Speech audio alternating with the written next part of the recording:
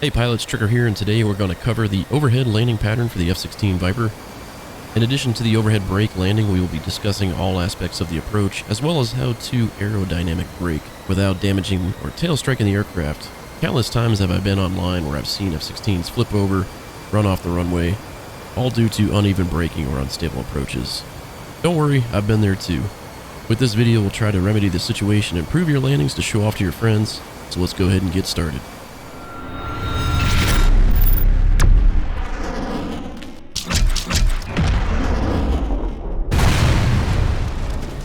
So why the overhead brake, you might ask? Well, the overhead landing is the preferred method for landing because it allows multiple aircraft to land in the minimum amount of time. And it's also a lot more fun than your typical straight-in approach. So before we get started, we want to take note of the airport elevation. And right here we can see that 1865 is the airport elevation for runway 21 left. So for today's purposes, we're going to be coming in to runway 21 left, visual conditions, and doing an overhead brake, left overhead brake into Nellis Air Force Base. Now, the overhead brake consists of the initial approach, overhead brake, downwind leg, base turn, short final, and rollout. So this is basically what we're going to be doing today. These images are provided in the F-16 manual that has been provided to you. And let's go ahead and start flying and get into the pit. All right, welcome to the cockpit of the F-16. Here we are at Nellis Air Force Base in beautiful Las Vegas. You can see runway 21 left is directly in front of us. We're roughly 300 knots and 1,500 feet above the ground. Earlier in the chart, we looked at the airport elevation, which was 1865 for runway 21 left. If we add 1,500 feet, that's roughly 3369, and we'll round it off to about 3370. So that gives us our approximate barometric altitude of our 1,500 feet RA. So this is considered the initial approach phase of the overhead brake. And remember, it's 300 knots, 1,500 feet RA, which we just calculated. Next, we're going to be flying straight down the runway until our desired touchdown point. When we reach our desired touchdown point, it's going to be a left or right brake. In this case, I'm going to go ahead and brake left, which is the standard traffic pattern. So remember to fly straight down the runway. This is the Air Force way, not the Navy way. The Navy way is to offset on the runway. So we're doing the Air Force way since we are in an F-16, maintaining 300 knots and 1,500 feet above ground level. Next is the overhead brake itself, and here we're going to use about 70 degrees of bank and about 2 to 3 Gs in a level turn. You're going to use the FPM or flight path marker to assist you in making a level turn. You can extend the speed brakes as required, and you're going to stand up the throttle to approximately 80%. So here we are in the left-hand brake. My throttle is approximately 80%, pulling 2 to 3 Gs in a level turn. Remember to keep that FPM on the horizon line there so you don't lose any altitude in this maneuver. And the harder you pull, the more speed you're going to lose.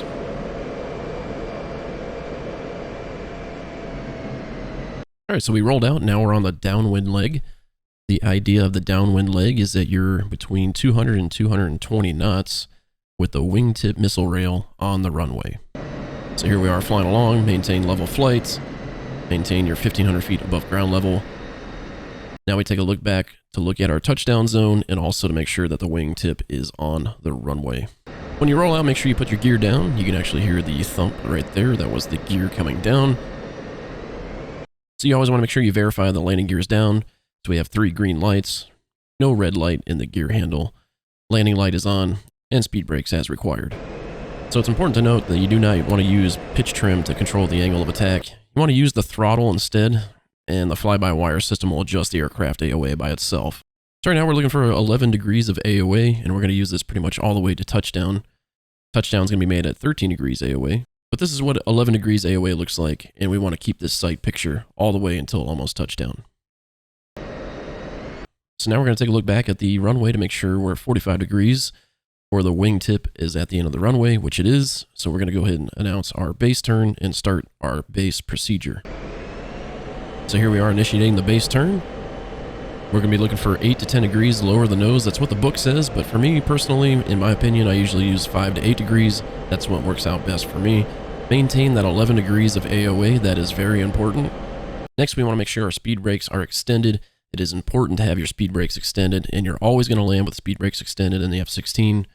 And the reason is because it's going to help overcome the slow spooling time of the engine. Also, while the engine spools up, the aircraft will sink and it may hit the ground. So to keep the engine revolutions high without accelerating, we use the speed brakes.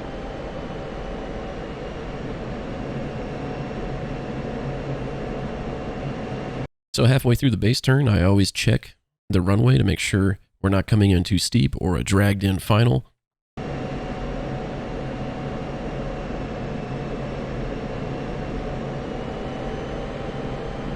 So here we are on the final turn, and the purpose of the final turn here is to roll out 1 mile from the runway at about 300 feet above ground level. So here we are rolled out 300 feet, 1 mile from the touchdown zone, or our touchdown point. And a few things that we need to point out here. One is we're just above 11 degrees AOA, which is fine. We'll slow down. But next, we need to make sure that we put the FPM and the 2.5 degree glide slope onto the runway. Now, the 2.5 degree glide slope is designated by this dashed line right here. And what we want to do is make sure we put that on the runway threshold. So you can see right here, I'm correcting for the 11 degree AOA. 2.5 degree glide slope is on the runway threshold, as well as the FPM. This portion of the landing here is going to be the short final. That's when we hit the runway overrun. All right, so we're over the overrun now, so we're on short final. And when we're over short final, we're going to shift the flight path marker forward to a point 300 to 500 feet down the runway. And we're going to gently pull back on the stick to flare and reduce the descent rate, but we do not want to level off. We're going to pull the throttle back to idle and touch down with a maximum AOA of 13 degrees. Now, we don't want anything more than 13 degrees. If you do about 15, you have a possibility of tail striking or hitting the engine on the runway, which is bad. So you can hear me right here, put the throttle to idle, a gentle flare, 13 degrees, and we have a nice touchdown. Maintain center line, and right now we're going to go ahead and aero brake. So this is the rollout procedure, or the aero brake procedure, and we're going to maintain 13 degrees nose up attitude for a 2-point aerodynamic braking until your airspeed has reduced to approximately 100 knots.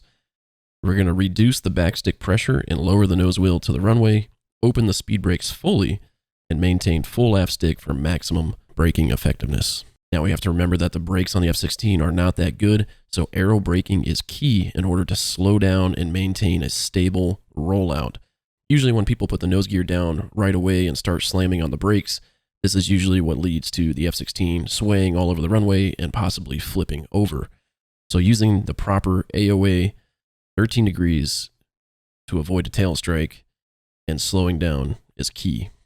Now, in my other video, Wags gave me a nice little comment, and he was telling me that for a proper aero brake, the AOA and the nose wheel steering lights on either side of the hood frame should be bisected by the horizon line. And that is exactly correct. So here we are rolling out, waiting for that 100 knots. Go ahead and lower that landing gear.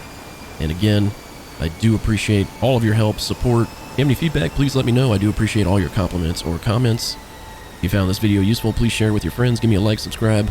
All that jazz. Again, hopefully this helped you with the overhead brake and landing in the F-16. And we'll see you on the next one.